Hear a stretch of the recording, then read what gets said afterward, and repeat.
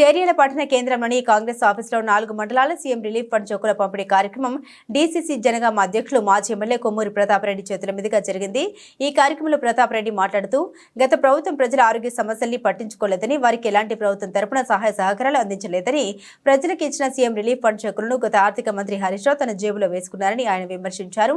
మా కాంగ్రెస్ గవర్నమెంట్ వచ్చిన తర్వాత ప్రజలకు సీఎం రిలీఫ్ ఫండ్ చెక్కులను ఇప్పటి వరకు జనగామ నియోజకవర్గ ప్రజలకు ₹1 కోటి వరకు అందించామని ఆయన అన్నారు. అలాగే చేర్యాల ప్రజల చిరకాల కోరిక రెవెన్యూ డివిజన్ గురించి ఆ శాఖ మంత్రులను కలిసి వినతి పత్రం ఇచ్చి రెవెన్యూ డివిజన్ ఏర్పాటుకు ప్రభుత్వం నుండి ఆమోదం తీసుకొచ్చామని అన్నారు. ఇంకా ఈ కార్యక్రమంలో కాంగ్రెస్ పార్టీ మండల అధ్యక్షుడు కొమ్ము రవి, పట్టణ అధ్యక్షుడు మంచల చిరంజీవులు, జిల్లా ప్రధాన కార్యదర్శి పూర్మ ఆగంరెడ్డి, దాసరి శ్రీకాంత్, అందే నాని, ఇతర మండల నాయకులు, కార్యకర్తలు, ప్రజలు పెద్ద ఎత్తున పాల్గొన్నారు.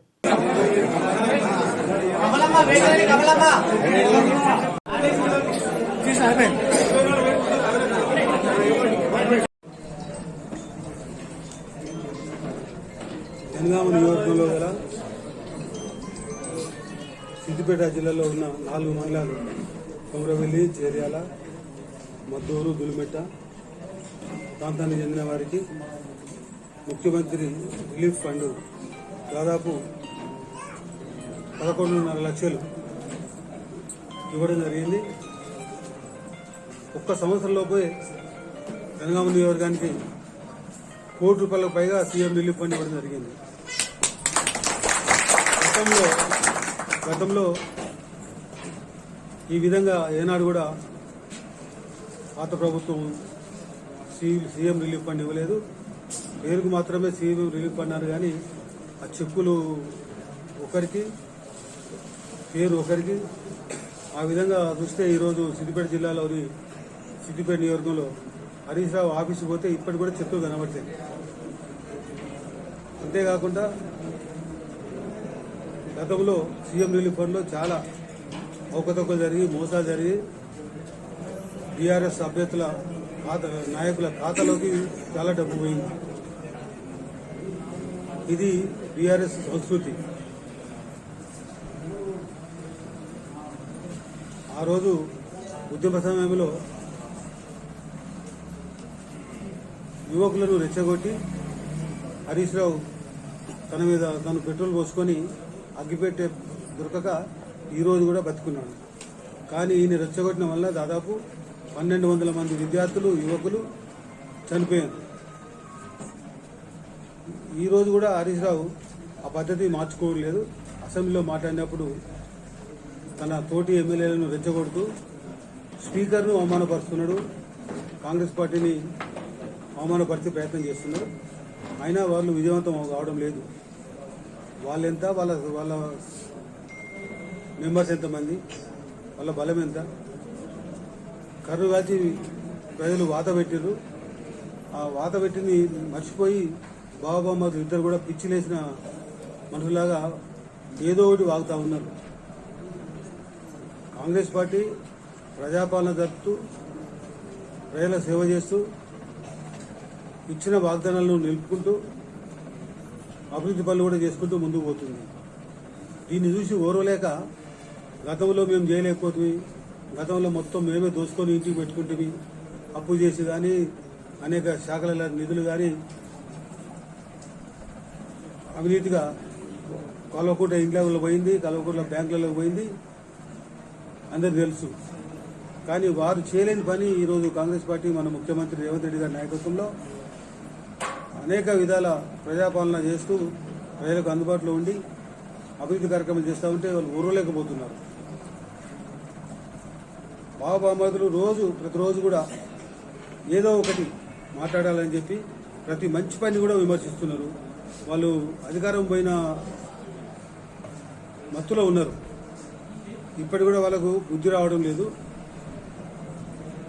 అధికారం వాళ్ళు శాశ్వతం అనుకున్నారు, అది పోయింది కాబట్టి ఇప్పుడు పిచ్చిలేసి గగ్గోలు పెడతా ఉన్నారు. అసెంబ్లీలో ఎమ్మెల్యేలు మాట్లాడినప్పుడు ప్రతిపక్ష పార్టీలు తప్పకుండా మాట్లాడాలి, వాళ్ళది ఏమైనా ఉంటే చెప్పాలి, విమర్శలు ఉన్నదంటే చెప్పాలి, ఒక పద్ధతి ప్రకారం చెప్పాలి. మరి ఇన్ని సంవత్సరాలు దొంగతనాన ఎమ్మెల్యే అయిన హరీష్ రావు ఎమ్మెల్యే కాకముందే ఎమ్మెల్యే కాకముందే మంత్రి అయింది. ఆయన ఎన్నిక ఎప్పుడు కూడా నిజాయితీ కాదు. మోసంతోని దొంగతనంతో ఎన్నికనే అది. ఆ విధంగా ఎన్నికైన వ్యక్తి ఉద్యోగంలో ఎమ్మెల్యే కాకముందే మంత్రి పదవి చేపట్టిండు. ఇది బీఆర్ఎస్ పార్టీ పక్షపాతం, కల్వకుంట్ల కుటుంబ పక్షపాతం అని చెప్పి నేను ఈ సందర్భంగా చెప్తున్నా. ఉద్యోగ పార్టీలో న్యాయం జరగాలి, ఉద్యమకారులకు న్యాయం జరగాలి, ప్రజలకు ఉద్యోగం ఏదైతే చేసినామో ఆ ఉద్యమ ఫలాలను ఇవ్వాలి. కానీ ఉద్యోగం పేరుకే చేసినారు కానీ వారు చేసిన ఉద్యమానికి ఫలాలు కాంగ్రెస్ పార్టీ ఇచ్చింది. తెలంగాణ ఇచ్చింది కాంగ్రెస్ పార్టీ, సోనియమ్మ. కానీ దీన్ని వాళ్ళు మాయమాటలతోని అనేక విధాల ప్రజలను మభ్యపెట్టి వాళ్ళే తెలంగాణ తెచ్చినట్టుగా చెప్పి 2 సార్లు అధికారంకి వస్తే 2 సార్లు కూడా దోసుకున్నారు తప్ప ఏ ఒక్క హామీ కూడా నిలబెట్టలే. ఈ రోజు సిగ్గుశరం లేదు బాబామాదులు ఇద్దరికి. ఈ బాబామాదులు ఇద్దరు, బాబామాది అంటే ఉద్యోగం సగం అయిపోయినాక వచ్చిండు.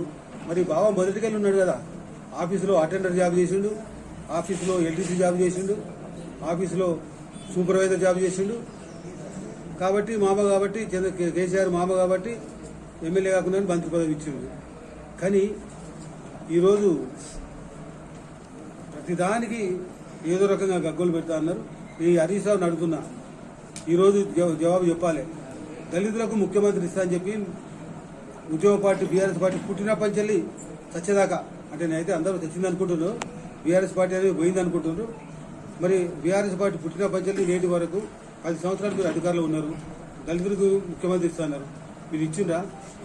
అసలు మీకు ఏ మోకం ఉన్నది మీకు మాట్లాడడానికి? ఇంకా ఒక దళితుడికి ముఖ్యమంత్రి ఇస్తా అని ఇవ్వక ఈరోజు దళిత స్పీకర్ ఉంటే ఆ స్పీకర్ పైన మీరు పేపరు చింపి విసిరేస్తారా? సిగ్గుశరం ఉందా మీకు? మనుషులేనా మీరు? అంటే 10 సంవత్సరాల అవినీతి డబ్బుతో మదం ఎక్కి తెలంగాణ ప్రజలను అని చెప్పి ఇచ్చిండు, దొరికిండు. ఇది ఒక చిన్న తప్పు మాత్రమే, తప్పకుండా శిక్ష పడుతుంది. దీంట్లో ఇంకా చాలా ఉన్నాయి.